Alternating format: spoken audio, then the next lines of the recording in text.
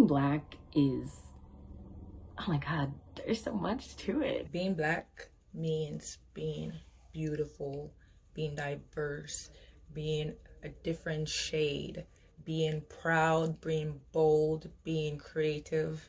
Being black means being strong, especially in times of hardship.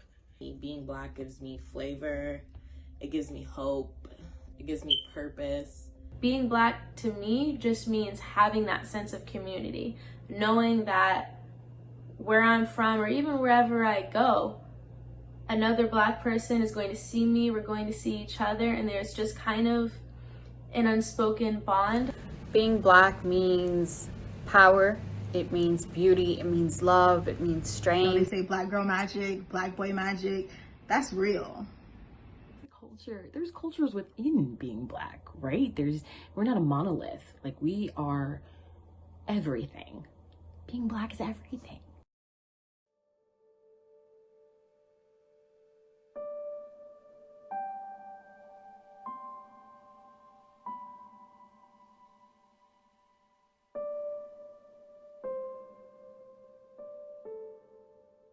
We are a community-oriented people who have made great strides and who take great pride in our workmanship and in our craft.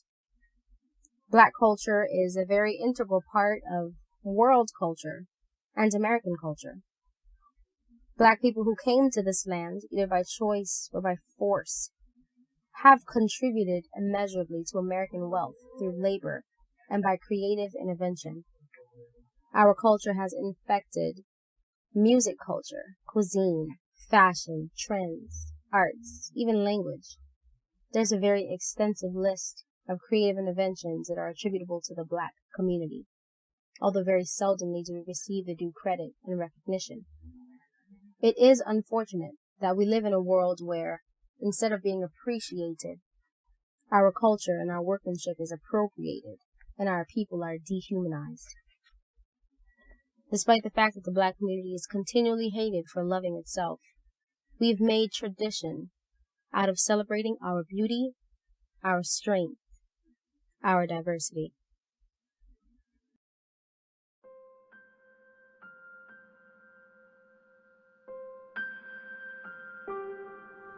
Being Black is more than just the color of our skin.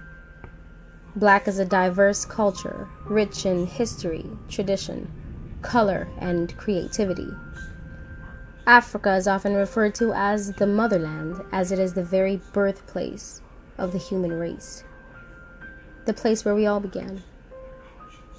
Black encompasses all of the subcultures and communities who have their origins in Africa, so we aren't just the African or the African American.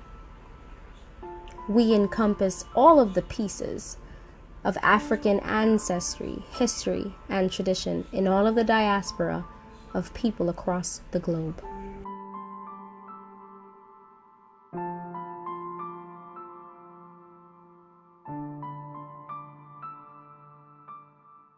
Something about my culture that makes me proud. Oh my God, one thing.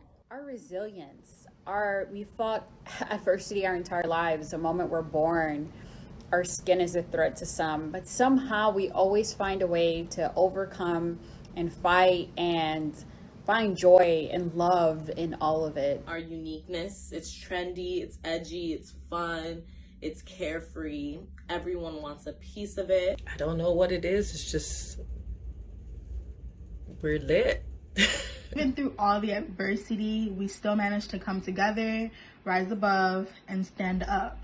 And not only just for us, but for everyone. Which is ironic because for hundreds of years, Black people went through it, like in the US and all over the world too, but in the US, like, I'm not just talking about slavery, like Jim Crow, hosing, beatings, lynching, dogs released on them, like every possible thing you could think of happened to Black people. And yet, we're still one of the first groups of people to speak up for other demographics when they are not being treated well.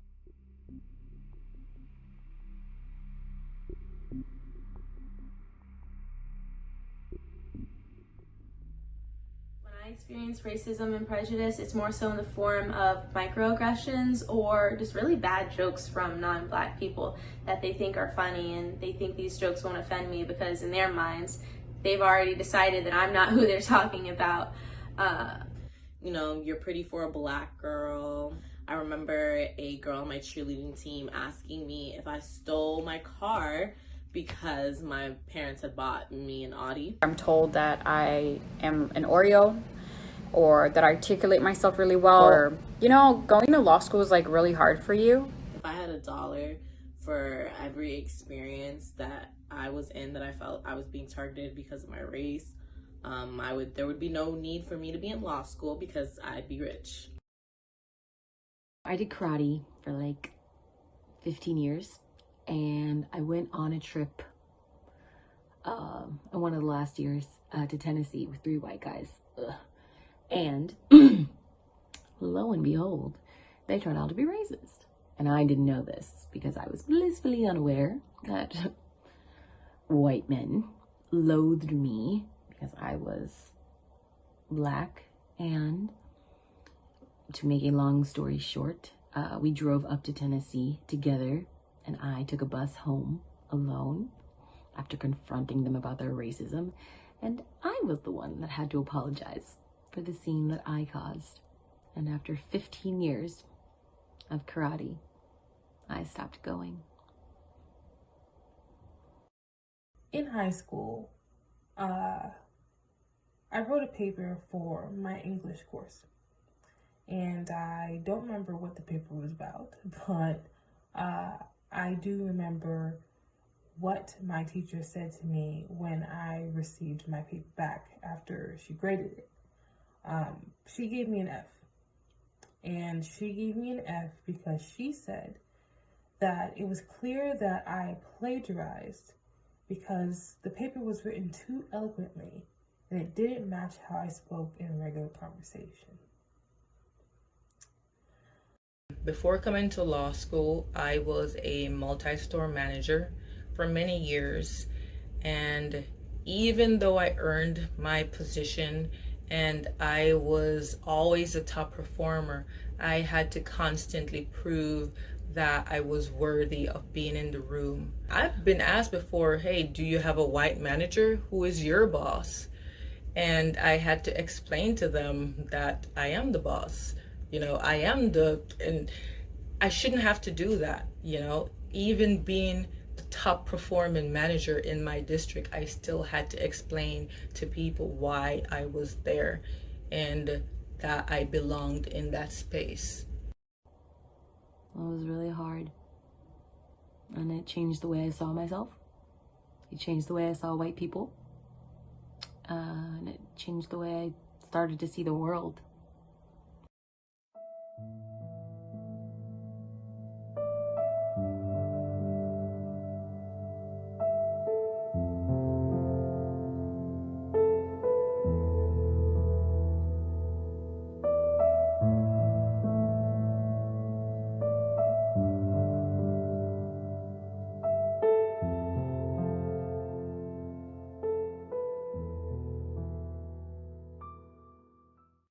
I'm a person just like you are. You need to understand that 400 years ago, our ancestors were taken from their land, and in those 400 years, we've had to pick up new traditions. We've had to make up new traditions.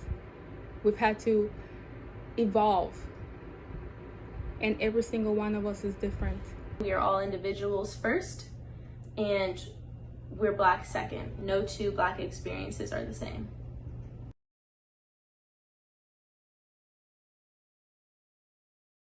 Being a Hispanic Black person is having to explain to people why I'm Black.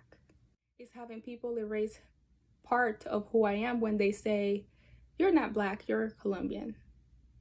And there's nothing that makes you Black enough. Like, you know, Black people are not a monolith, right? Like, there's not like one type of Black person. There is no standard, there is no average Black person. I wish they understood that the color of our skin is not our culture. And the color of my skin is not who I am. I am a an educated Black Hispanic woman born in a small island in the Caribbean that belongs to Colombia. I moved to the United States when I was 10 years old. I am all of those cultures. I'm Jamaican. I can't walk into a room without saying good morning or good evening or good night. Tea is a cure for everything. I eat ackee and saltfish. I speak patois. I listen to reggae gospel. But you wouldn't know anything about me if you were to just see me on the street. Because the first thing people see when they look at me is not that I'm Jamaican, it's that I'm Black.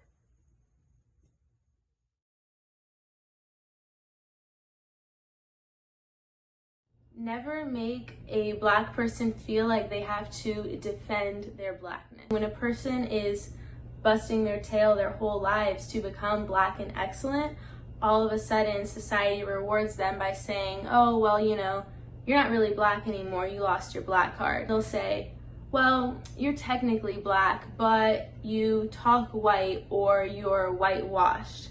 And what they mean by that is that we are all of a sudden too eloquent, we are too educated, we're too well versed on national news, and we've mastered the art of code switching too well because we've had to do it our entire lives to survive and become Black and excellent. We've done all of that too well to fit into their box of what a Black person should be. We are still Black when we're doing well, and we're still Black when we're not. And no one should ever be calling our Blackness into question. I am no parts white. I'm not white. I've never been white. I'll never be white.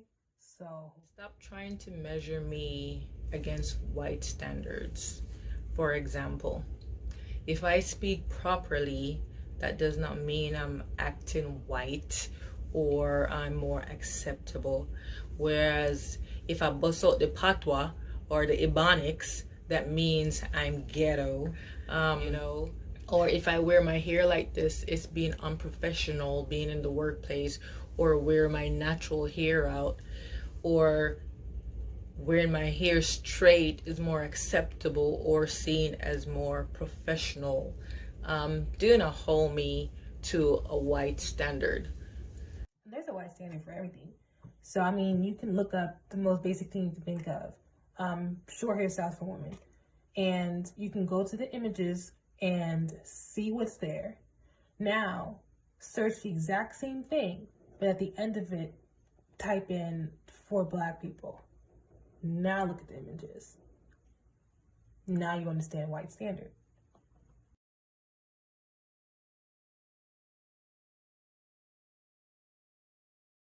So many times I've sat in classes and I've counted how many people look like me. And most times, 5 out of 60. It is distracting, it is depressing, and it's hard to believe that I know that in that classroom, nobody else is thinking the same thing. Nobody else is noticing that only 5 out of 60 students are Black. Nobody is thinking of why only 5 out of 60 students are Black. Nobody's thinking that it's not because we don't try. It's because the historical systematic prejudice that has been part of American history is the reason why only 5 out of 60 students are Black. Imagine the stress that we have just as being a law student, and then add that, couple it with another whole level of stress that Black students face, trying to overachieve, just to be recognized as the white kids are, or trying to overachieve because we feel like we have to compensate for the community or represent the whole community, or because there's so little of us, we're almost like under a magnifying glass and everything we do is scrutinized. And we don't have that freedom. We don't have the freedom that people have to make mistakes and to grow from those mistakes, because being Black, we're stigmatized anyway. So one little mistake and that's it. Because society, unfortunately, is going to look at you, is going to look at the color of your skin, and is going to find any reason to hold it against you. And it is unfair. You have to be better. You have to work harder. You have to think about how you carry yourself. You have to think about the conversations you're having with people outside of the workplace or outside of school. Can you trust those people? We have to deal with a country that was built on racism and has racism embedded in almost every aspect, from getting jobs to healthcare discrimination to mass incarceration, over policing in our communities, financial discrimination, colorism. I mean, the list goes on and on and on. Unfortunately, all of these weigh on our experiences as students, as professionals.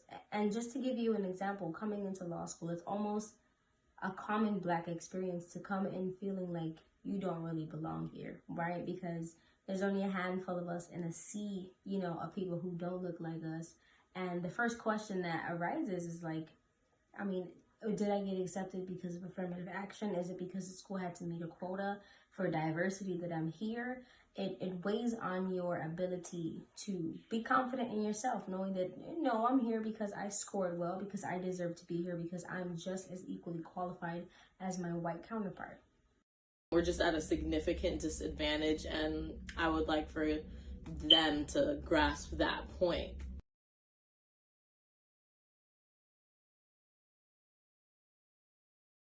On top of the problems that we all face, are another set of problems that only Black people face.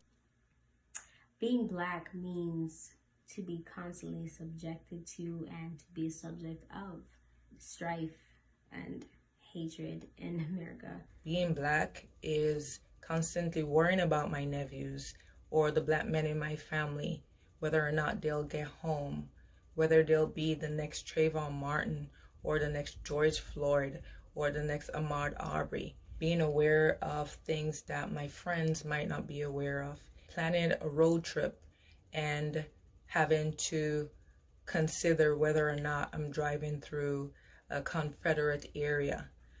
Having to choose between my mental health and staying up to date with current events, because every time we turn on the news or get on social media, another brother or sister has been slaughtered. Being Black is never being able to be myself. I don't even know the last time I really felt like my normal self, my normal happy self, because of statements like all lives matter, to disregard the cry from Black America. When you say that, all you're saying is that our lives don't matter. You don't care about what happens to us. You don't care about equality for us. In other words, we're right back to where we were 400 years ago, when we were considered property. We were considered useless. We were considered nothing.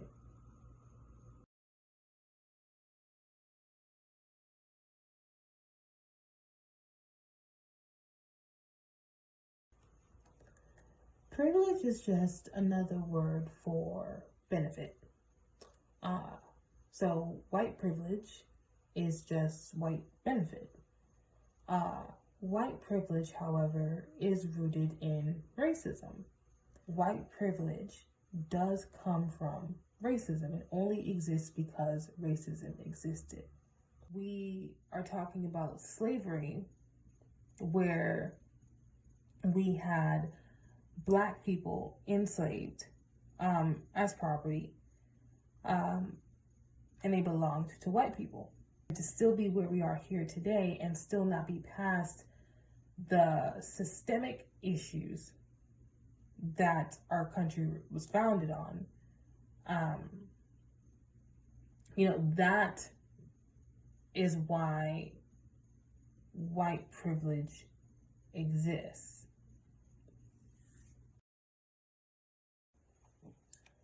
Privilege doesn't just belong to white people. You can be Black and have privilege. As long as you're lighter than me, you're gonna have a little bit more privilege over me. While I am Black and I'm very proud to be Black, I have to acknowledge that I am a biracial, light-skinned young woman. And so that automatically means that my Black experience is going to be very different than other people in the Black community. And that is because a big part of the Black experience is colorism and sexism. So I believe that I still live in a very male-dominated society. When I go into the workplace full of men, most of them are very kind to light-skinned young women. I don't think I've ever gotten discriminated against because I'm Black, just because all they see is like a young girl. You know, I'm a light-skinned Black person. I have tons of privilege. I'm 3B, 4A hair. So I have a lot of privilege that, my trans, disabled, dark-skinned Black brothers and sisters deal with every single day on the surface. Say I go for an interview for a job, it's me and a white woman and a lighter, let's say a lighter Black woman. She's Black, but she's got a lighter skin tone than me. Let's say she's biracial, so her hair is a little bit less coiled than mine. She's got like curly hair around her shoulders or something. A lot of companies have decided that natural Black hair is unprofessional. And so she has that privilege over me because her hair is closer to the white standard. My hair is far from it, and it cannot be the white standard. I'd have to wear a wig, or I'd have to treat my hair, damage my hair to make it straight or whatever, something that I'm not willing to do and I shouldn't have to do because this is just who I am, this is what I look like. We all graduated with 4.0s and we went to Ivy League schools and we were awesome. If the company who's looking to hire someone is using the white standard, the white woman is going to be hired. Not because she's better than us, not because of any legitimate reason, but because racism from 400 years ago is still embedded in our system, in our thinking, in our society. And the preferred race in America is white. Anything over the dark-skinned Black person is preferred. That's privilege. Those situations put me at a disadvantage.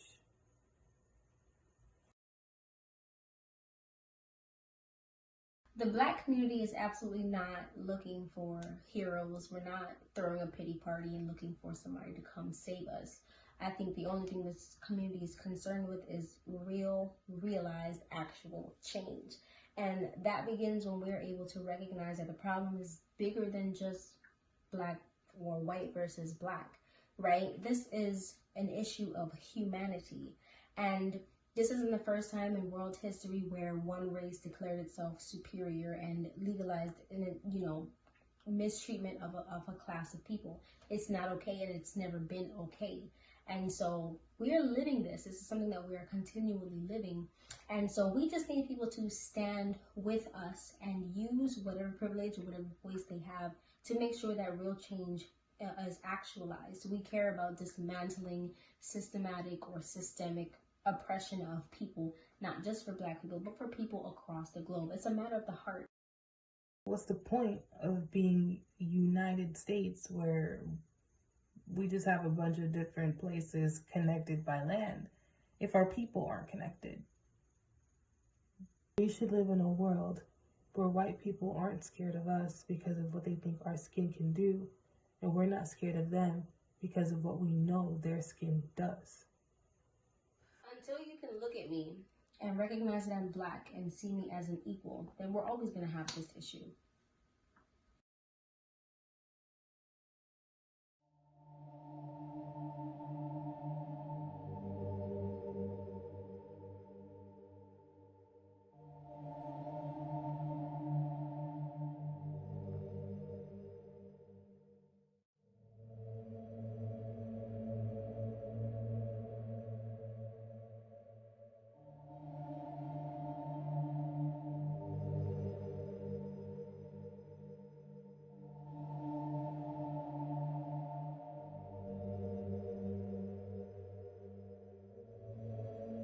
In the words of Professor Donald F. Tibbs, be unapologetically black or brown. Speak up, be loud, show out. Don't whiten yourself. Don't lower yourself. Don't quiet yourself, because you're here for a purpose. You're important. You matter. Your life matters. Black lives matter. Be the loudest voice in the room. Even if it's only you standing, be the loudest voice in the room. Don't let anybody make you feel small. Let them know who you are, where you come from, what you believe, and why you believe it. Do not forget where you came from. Do not forget the struggles that you went through to get to where you are today, or the people who helped you to get to where you are today. Don't give up. Keep pushing. Because we're working really hard for you to get there. So when you get there, when you climb the ladder and you're there, bring another brother along, bring another sister along, open the door for someone else. That is how we will build wealth within the Black community, and that is how minorities will succeed in this country.